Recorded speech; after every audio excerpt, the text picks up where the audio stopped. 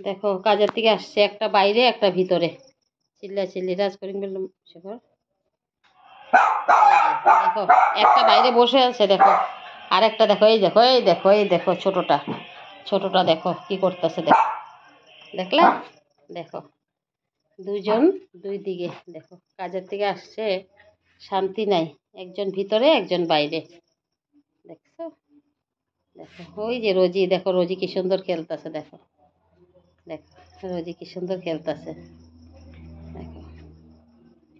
আর এই যে লিও, লিও বাড়িতে ঘোরাঘুরি করতেছে ভিতরে, দেখো করতেছে কি, ওটা ওর ভাল লাগতেছে না, রোজিরে আদর করতেছে যে, এটাই আর ভাল লাগতেছে না।